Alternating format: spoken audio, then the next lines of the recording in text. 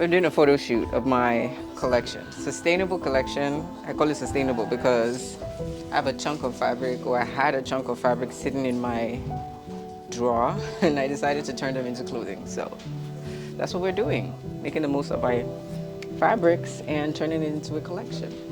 She made my wedding dress for me like 7 years ago. We met through church friends. Yeah, that's how I know her. I mean, she's so talented. I think the thing that I noticed when we were working on my stuff is that she is an incredible pattern maker. So she makes all of her own patterns for the dresses that she works on, which is, anyone who's a designer knows how challenging that is. You know, she has big dreams and I really want to see her achieve them. So I'm excited to be here.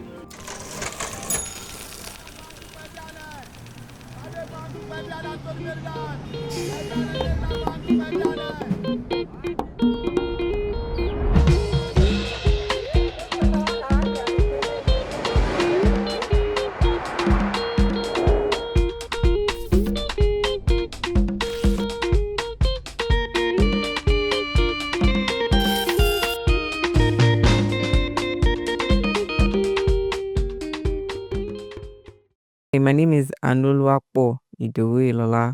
I'm a fashion designer. Here I go by name Anu Oye. I'm from Lagos, Nigeria. I started a brand called Upawulona, which is actually my name spelled backwards. And we make custom-made women's wear clothing using traditional Nigerian prints and fusion of other fabrics from all around the world. I was born and raised in Lagos State. To be specific, my introduction to fashion was pretty much that of curiosity. I always got hand-me-down clothes from my sister, and we had different body types. I'm more athletic build, and she was more feminine. I always admired that she could pick up any dress and it would look good on her. But for me, I felt like it didn't just fit right. I was more bony. Then I didn't understand that fitting and making things to fit really was what made garments look right on people. So curiosity got me thinking about fashion. And that's pretty much how it started. I didn't have a brand in Nigeria. I didn't create it into a thing. It was more like a self-serve thing. I started designing though. Funny enough, I'll just sketch and draw things on books. When we were in class, I wouldn't listen. I'd be sketching at the back of my books. I didn't think anything about it being like a business of some sort. It was just me being creative. So this is good, but my main concern is time because we have until like 3. Yeah. Do you want to do all of these? No, not all. So I'm just going to highlight definitely the individual looks. So the style I'm going to go is just soft and ethereal. I'm not, forget about these ones. Okay. So you want to do the hard light? The hard slide one? Because we can set it up. You can set it up? Yeah. Well, how much time do we have for We that? can do 2 different light setups, one like soft and ethereal and one hard and dramatic. Okay. Yeah. Art and dramatic. So I had finished, graduated from school. I just wanted to do something different. And I knew I had the option of doing masters, and I wasn't sure I wanted to continue. It would have been like a master's in business administration or something, which was fine. But I had started learning to sew in Nigeria. I went to Yaba Tech. My mom worked there at that time, so I took like a course in sewing at the Fashion Institute then. I had a private tutor, so she would teach me how to cut and how to sew. Fun fact, even before then, my sister's friend, we call her Auntie Toyin, she started learning to sew at an institute. She took a course in sewing, and whatever she'd learn, she would teach me. But then when the chance came to go do masters or to just further my education, one day I was watching Project Runway, and I saw what they were doing on Project Runway. I didn't even think too much of it. I just said, you know what, maybe I'm going to do fashion. And that was it. It was kind of like, this is what someone did. I'm already learning how to sew. Why not go learn how it's done differently?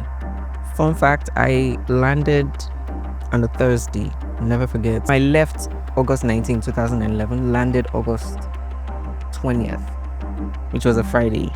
I had to start school on Monday. So I had no break.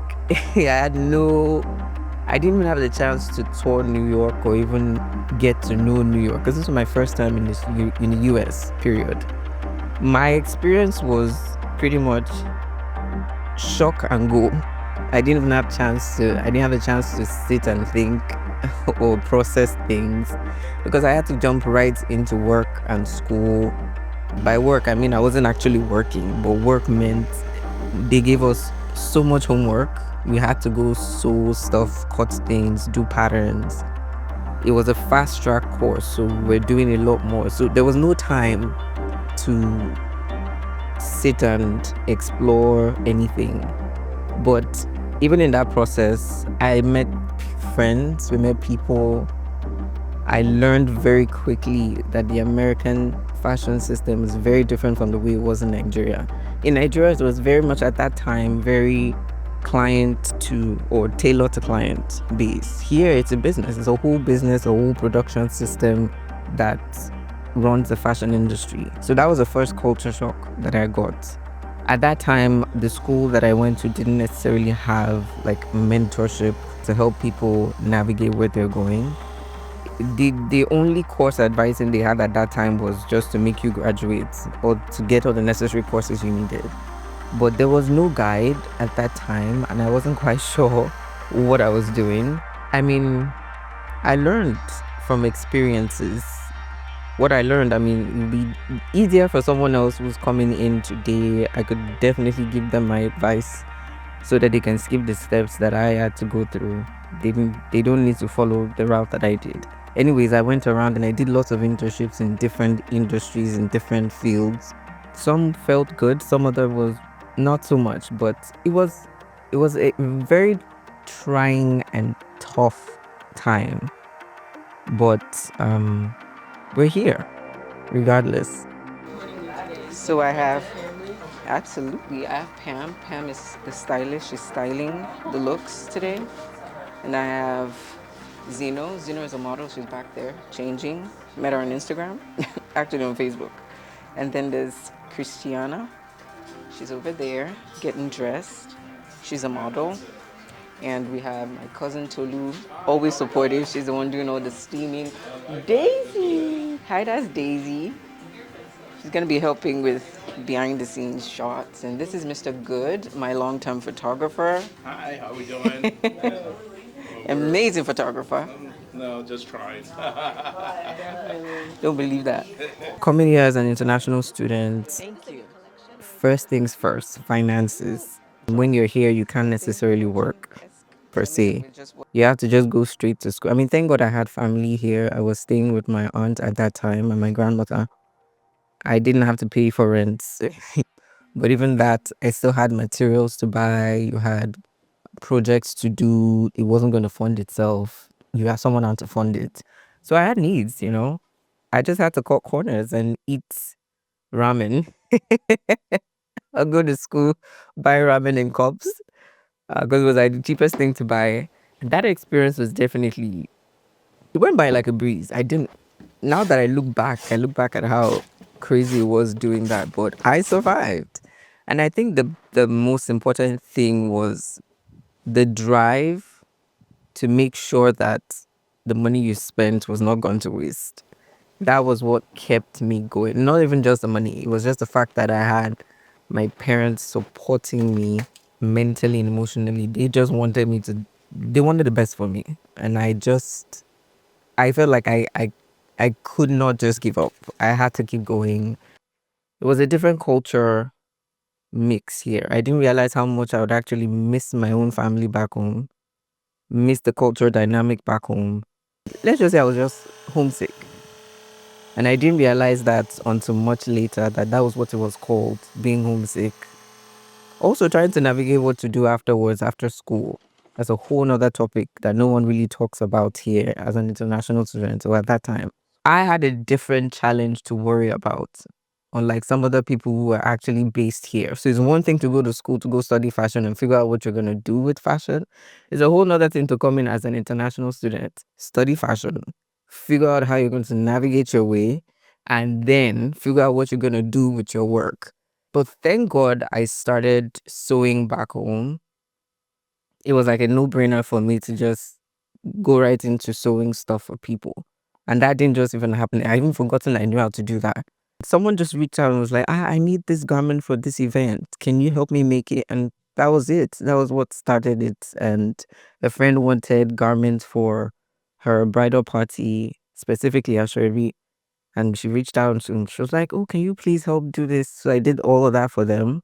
I remember I was doing that at that time. I was living with my uncle, squatting actually, with my little machine, and I sewed the whole garment. Just having access to other Nigerian communities, honestly, kind of helped me keep going, especially with the sewing part, because there's always somewhere to go. There's always someone saying, oh, I need a shrebi for this, I need a shrebi for that. Not that other people don't have, but there's a different way we go about dressing. The fact that we have a different culture where everyone in Nigeria looks like you, you're not worrying about racism. You're not worrying about feeling like, oh, you're in a different place or this place doesn't belong to you or whatever. I never had that issue. Even here, I never really had that as a problem. It wasn't even an issue. The fact that I was from a different place, the beauty of being an immigrant, there's a strange drive you have that just keeps ringing in your head that, oh, you must not fail, you cannot give up. That drive is priceless. That's a very priceless gift because it's the only reason why most of us keep going. I call it fusion. I like mixing traditional Nigerian fabrics. It doesn't even necessarily have to be just the style. Yoruba women, we dress so, we're very flamboyant with our dressing. Here, they're more toned down. The solid fabrics, mostly based off plain, minimal clothing here versus the extravagant, out of this world type of clothing. I like to fuse those two together, or even more things. Like I like being the idea of saying of bridging two cultures together. Let's just say a marriage of two cultures. Right now, I would consider myself still in the building phase. I did stop at some point. I had to get my mind right because I gave up. I wasn't sure what I was doing or where I wanted to go. Like I said, it started off with someone asking me to make clothes for them. But that's not a plan. That's just an opportunity. Now I realized for it to be a business, it has to have plan. There has to be strategy behind everything that weighs the whole thing. So starting up again, for me, puts me back in the starting phase, which is not bad. It's you never lose anyway. I want to have a self-sustaining business that is sold around the world. Like I want to have my pieces sold around the world. I specifically want to focus on custom-made fashion because I still believe that that's such an important part of the future of fashion. People would still want that personal relationship with their designer or just want to have something personally made for them. I feel like that's something that is not going anywhere. My imagination or my thought was to have a collection. I can imagine what will I look like in my 20s? What would I be wearing in my 30s, my 40s, 50s, 60s? The idea is how would I step out in every decade looking fabulous, looking incredible, and looking chic for a special occasion. Each dress has a name. I haven't named her yet. But this is this is probably for the 20s. I'm going to cut it shorter so it's a little more flirty. You know, fun fact, one of the reasons I still do it is so I can still keep my ties to Nigeria. Because you stay here long enough, you start forgetting. I don't want to forget where I'm from. I don't want to forget how I started. I've learned more about Nigeria being here because there's so many things you grew up with and in that you take for granted. I took for granted. I can only say that for myself. The joy of just walking around, waking up in your own home, not paying rent, in a house that you probably built for yourself. Just a different type of ease. I took that for granted. Moving here and having to learn a new culture again from scratch made me see the beauty in the things that I didn't think were beautiful, including NEPA. NEPA is the reason why I'm creative, funny enough. When they take lights, I always found something to do. I always create something. I love New York because you can meet anyone from almost any part of the world. The diversity is something I really appreciate here. For me, I'm able to learn from other people from other cultures and see how similar we are. We're all the same. We just have peculiarities about what cultures we highlight or mannerisms that we highlight. But I like that diversity that allows me to just laugh at how very much the same we are. Yeah, it could be quite isolating.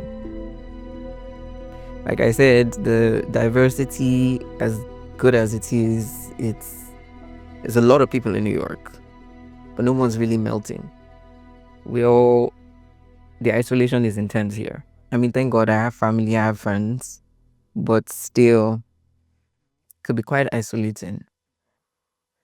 I'll tell my younger self not to be afraid, not to compare herself with anybody, and also to know God more. Just do it.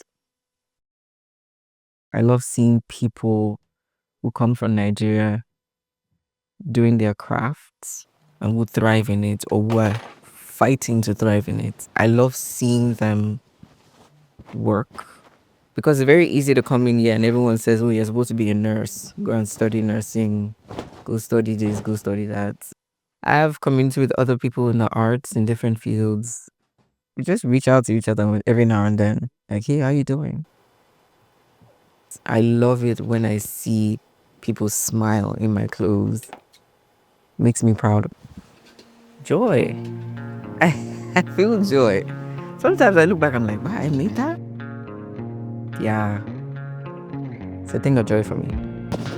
She's my cousin. She's very versatile, and I just love assisting her because she's more of a sister than a cousin to me. So whatever I can do to help her, I will always be there to support her. She made a lot of pieces for me. I wear them day to day. Like if I have like a wedding or an event, like mostly Nigerian outfits. She makes them all for me.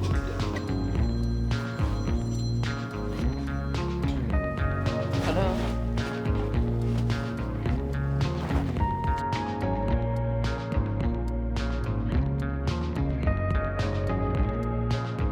What's this? Hey. Oh my god. This one. This one, the full length. Oh my god. It's really pretty.